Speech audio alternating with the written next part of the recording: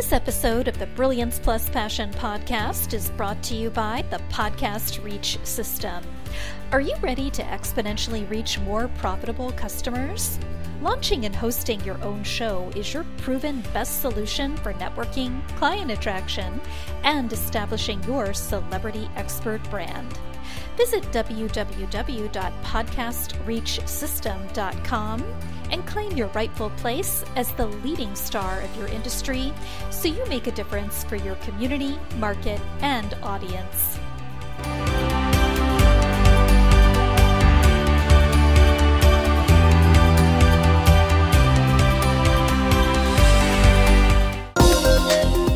Welcome to the Brilliance Plus Passion podcast. Join us as we celebrate entrepreneurs, business creators, and brilliant minds who reveal what they are doing to make the world a better place by being part of it. Be sure to visit our website at www.brilliancepluspassion.com. While you're there, subscribe to us via your favorite network. Now sit back, lean in, tune in, get your notepad and 2 pens ready, and let's get started. My name is Adam Homey. I am your host, and I am honored by your wise decision to tune in and join us today. You're investing in yourself by checking out the Brilliance Plus Passion Project. I'm here in my home office dining room in my sumptuous studio in Las Vegas. It's called by some, at least me, the hottest city in the world. We're going to be joined intermediately by my office supervisor, Princess Alessandra. And today we have with us a very special guest, somebody who I've been chatting with here for a few minutes now, somebody I'm really looking forward to introducing to you. And his name is Richard Blank. He is known as the #1 gamification boss with pinball machines, among other things. And he is involved in the call center space. So I'm going to tell you just a little bit about him, and then you're going to get to know him yourself. He's moved from Philadelphia to Costa Rica, and his journey in the call center space has been filled with twists and turns. He made that move when he was 27 years old to train employees for one of the larger call centers in San Jose, Costa Rica. And with a mix of motivational public speaking style backed by tactful and appropriate rhetoric, Richard shared his knowledge and trained over 10,000 bilingual telemarketers. And then we get into the fun part, which is he has the largest collection of restored American pinball machines and antique Rockola Jukeboxes in Central America, which makes gamification a very strong part of his company's culture. So he's been the chief executive officer for Costa Rica's call center for the past, shall we say, about 15 years, give or take, and counting. So Richard Blank, come on in. The weather's fine. So happy to be here, Adam. I really appreciate it. And also want to extend a very big thank you for your assistant, Tracy Osborne, who was very much extra in order to putting this together today with me being here. So you got some excellent staff that works with you. Yeah, Tracy's basically the only person in the world who can tell me what to do. And we all need at least one. Well, she does a fantastic job. So I give her 5 stars today. Well, let's discuss you. Thank you very much. And let's discuss you. How does the work you do make the world a better place for your clients, customers, and the world at large? That's a wonderful first question. I'd like to answer by saying that I feed 150 families a month. I could always make a lot of money, but really my service to Costa Rica is being the best guest that I can to increase the self-reliance and self-confidence, but once again, giving job stability and assisting those that work with me to be able to feed their families. Absolutely. So I read off your bio, very impressive stuff. But in your own words, I know you manage a call center, or own it rather, I believe. You can clarify that for me. What is it that you would do if somebody were to ask you that question? What do you do?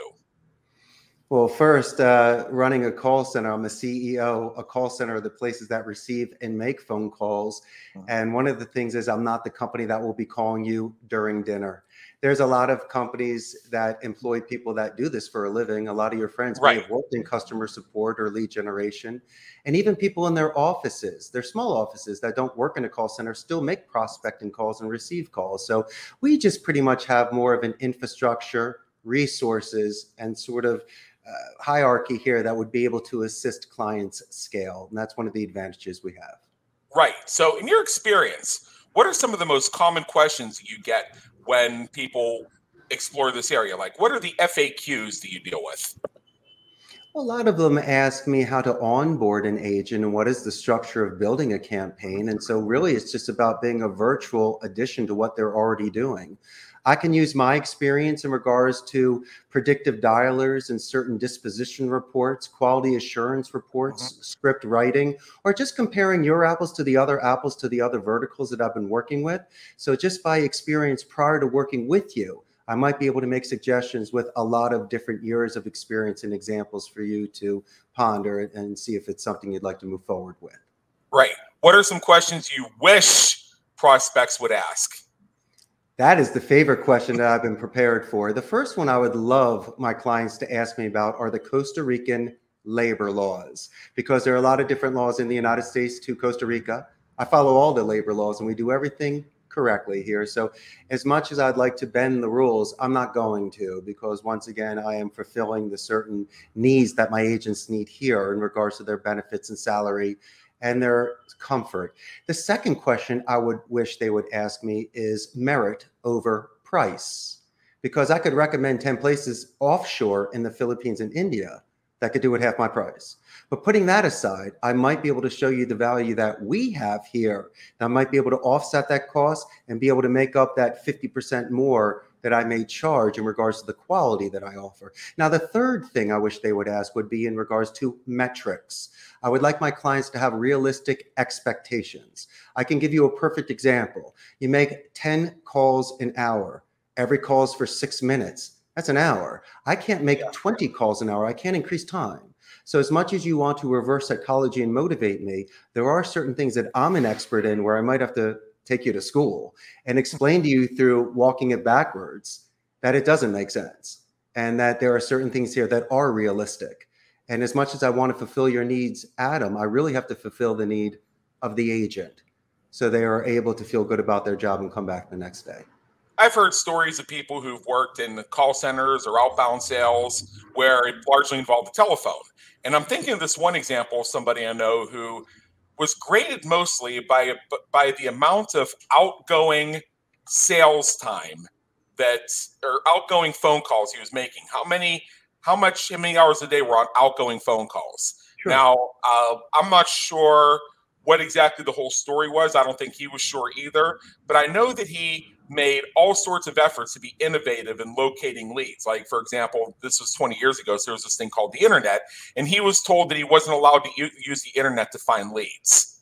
And essentially what it came down to, and this is one of the few cases where I actually don't think he was just whining and belly aching. I think he was actually being serious, that he was being told to just basically keep calling the same people over and over again, who at this point saw his number on the ID and just knew not to call, not to answer. So he figured out that if his buddies would call him, he'd say, hey, wait 5 minutes and I'm going to call you back. And then he would also call his friends at different phone numbers they had, whether it was their home number, their cell number, their work number. So it looked like 20 or 30 different phone numbers. And he would just ring up his outgoing sales time or call time, because he already had his eye on the exit. He was already looking for his next position anyway. And all they cared about was this. I mean, he got bonuses based on how much outgoing phone time he did. So he figured, if that's the only way I'm going to get a bonus, that's how I'll do it. Yeah, but that's one of the multiple metrics that we study. You're talking about exactly. Yeah, I even asked the question: do they get into who you calling? What are you saying? And he said, not really. In fact, they just keep telling me that I need to make more outgoing calls. And I'm okay with that. But there's also contact to conversion ratio. Yeah. We're also studying average talk time. If they're leaving a voicemail message, doing a follow-up email. So very quickly, I could deduct that this individual, let's say, is shaving time. And so I could see that very fast.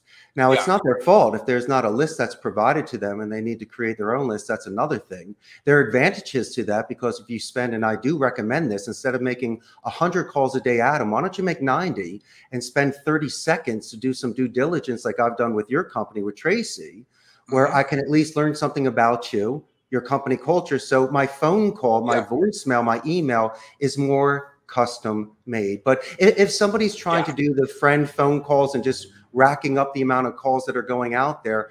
In a certain call center, that can easily be observed and coached on, and if not corrected. That's my point I'm making here. That's my point I'm making here. And that's why when you mentioned that in your should ask questions, I latched onto it. This is one of the rare cases where I actually believe the person was being factual and truthful when they said that they tried to be innovative and were blocked from doing so. So it got to the point where if this is the only way I get extra money, I'll do it. Well, so you have to look at that from a cultural perspective. And also I look at it from an ethical point of view. Obviously, if you're doing that sort of work, you're not going to convert enough leads to pay for that campaign, and it will die. It'll be a dead man walking. But me personally, I would bring that to my supervisor's attention that the lead list would be smaller, and this is the way that I'm prospecting leads. But there's so many ways, Adam, you can earn $1. And I think this friend of yours was bright and marketable, realizing that it wasn't a long-term solution. But they went on to do great things. They went on to do great things. Their eye was already on the exit. This is just, it was one of those too good to be true, you had to be there sort of things. But I actually believe it happened. I understand. And it would, case by case, I don't even know the vertical the man was selling. I don't know the training, the scripts, the rebuttals or support that they had. Was there a quality assurance department? Were there supervisors? So just hearing that off the bat, I can completely put myself in that agent's shoes and understand the frustration. Exactly. So let's shift gears and do something a little less frustrating. And this is the part where we ask a few things that help our listeners get to know Richard Blank a little bit better. So first, what would people who know you be surprised to learn about you? Oh, my good friend, you just mentioned it, that I'm an avid collector of classic pinball, Rockolas, and retro arcade machines. And growing up in the 70s and 80s, it was very expensive. You know, $5 lasted you an afternoon in an arcade, but that's $5. And now that I own a company, have the space, and made some money, I do treasure hunting here. So since arcades have closed and bars sometimes get rid of these machines, I actively search for them. I know the prices of them, and I know how to restore them. So something for a couple $100 after being restored could be worth thousands, but I'm not selling them. I'm keeping them. And so by having this gamification environment, the agents have a neutral environment to meet people from other departments, let off steam, recharge batteries, and even spend time with their boss in a fun, neutral environment so we can bond that way. And so attrition has been reduced. People, instead of having a smoke at lunch or doing their Instagram, are once again enjoying the games that they just can't get at home. They can do as much PlayStation and Xbox as they want. But as Elton John said in Pinball Wizard, there really is an experience about playing an authentic American flipper pinball machine. Absolutely. What do you hope people say about you when you're not around to hear it? I hope they're telling all the juicy details of the great story that we had together. I'm hoping that all of my friends that are telling a story about Richard are telling all the A, B's, and C's, so you know that we had a great time. So I hope that they're representing me in the best light by telling everything just to set the example. But, you know, when people are speaking about me, I think it's beautiful for the fact that I made that sort of impression that I'm being mentioned. And a lot of the times my reputation will precede me, where people will say, I heard about you, we have mutual friends, and they said that you're the coolest cat in town and I had to meet you. So obviously I must be doing something right for people to be talking about me. Absolutely. So now what I'm curious is, what if you could go back in time and change one thing you've done or one thing you've experienced, what would it be and why? Oh, Adam, I wish I did this years ago. I'm playing the violin right now because I think music is beautiful and an excellent way to express yourself. And I was really doing it to impress my wife, but instead, my friend, I'm depressing her. It's terrible. So I wish I had taken music earlier in life so I could play beautiful songs for my wife and impress her. But that would be it, more in regards to my artistic skills. I see. I see. What famous person, alive or dead, would you like to meet? And if you had the opportunity, what question would you have for them? This is a question that I've thought about so much, and I might be rambling on in this answer, but it's very important. The individual that I would love to have met and spent time with is the master communicator herself, the late Helen Keller. This individual was a genius in regards to mediums of communication. The questions I would ask her, it's not a question. It's the experience of Helen Keller. Imagine all the old photographs back in the day when she was with Eisenhower, with Kennedy, with Charles Chaplin and Mark Twain and Thomas Edison. Now, she communicated through so many different ways, and one of them was touching people's lips when they were speaking. And I know that might be comfortable for you with a physician or someone that's close to you, but with a stranger, it might be offensive, but not with her. This individual during the day was one of the biggest rock stars and the influences of our time. And so by meeting these individuals and allowing them to communicate with her in her way was a form of just such respect. And so for me, as a communicator here at a call center, I realized that we lost 3 of our senses: the taste, touch, and smell. We're in a controlled environment where only we can hear and use our image streaming, our imagination, for our metaphysical sight. And so I took the Helen Keller almost in the reverse. And there's also a Helen Keller Institute in Costa Rica for blind and deaf children. And so it's very important for me, not for my own self and respect and just to study the masters, but to explain to my agents here why this sort of enhancement of your senses because of this controlled environment is important. And also the sort of influence that we have from a North American woman named Helen Keller that has a school named after her. So my good friend, the one person immediately that I would love to meet and be inspired by and to grow from would be the late Helen Keller. Fantastic. Now, what motivates and inspires you to keep going when you're having a tough time or facing a challenge? Oh, that's very easy, my man. It's the me time. It's the Richard time. Now, I work out in the gym every morning for a couple hours. I love to wash my convertible on Sundays, and you know about me and my pinball. I'll play marathon afternoons. And by decompressing any sort of stress or stimulation from work, putting the phone away, Adam, it allows my mind to wander. And so things in the moment with my impulse control where I might have acted a certain way, by being able to have richer time, I've been able to prioritize, think about it, review it, and realize either I was overreacting or not acting enough. And it's almost like saying sleeping on it. And so very, very large decisions, I have to give myself that sort of space and time. So then in a collective, balanced, and focused way, my good friend, I could make the best decision with the best faith. Absolutely. Absolutely. Now, I'm going to extend an invitation. I'm going to share your website for you in just a moment. Thank you. So in general, what is one action you would love our listeners to take as soon as they finish streaming this episode? I want them to buy a first-class plane ticket and come fly down here and visit me in Costa Rica if they've never seen it before. I checked out your gallery. You got a Pac-Man machine. I'm on my way. Oh, I can't wait. We'll pick you up at the airport. But if I could say anything, Adam, and I appreciate this time today. I really do. And you do amazing work. In fact, your stuff is addicting, and it motivated me enough to reach out to you. But as a CEO, as a business owner, as an individual that took these chances, I wish I could give you a financial tip and trick or a CEO cracked code. But it's as easy as empathy. As long as I can give my agents their dignity, and not treat them like a number or a robot, and I know their name and break bread with them, I have seen the positive reinforcement of my time here. And so I can see the fact that I learned their language, understood their culture, and respect the fact that I'm a guest in their country. That is why, including the empathy, that I've been extremely successful. Yeah, absolutely.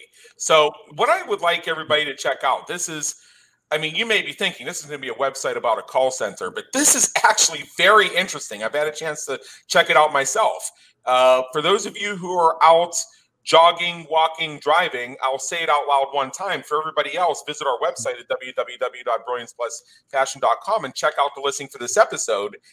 Richard's website is www.costaricascallcenter.com. That's www.costaricascallcenter.com. What you're going to discover are two things: that this call center actually renders a wide range of services that could fill certain gaps that you have in your organizational structure right now. I know these are things that my own business may not immediately need, but just looking at the list has gotten me to the point where I'm starting to at least brainstorm in the back of my mind thinking, are there new opportunities for me to expand my brand, and could this help me? And what's also really cool is if you go to the gallery, you get to see all the pinball machines and the company limousine and the call center art. Oh, seriously, just for the experience, go to www.costaricascallcenter.com. And with that, Richard Blank, thank you so much for being with us today. It's been an honor. And believe me, in education. I had the best time, Adam. Thank you so much. Really appreciate it. Thank you for tuning into the Brilliance Plus Passion podcast, where we celebrate entrepreneurs, business creators, and brilliant minds who are making a difference for their community, market, and audience. Remember to visit our website at www.brilliancepluspassion.com and enjoy even more great episodes like this one. Again, while you're here, subscribe to us via your favorite network. We look forward to seeing you next time on the Brilliance Plus Passion podcast.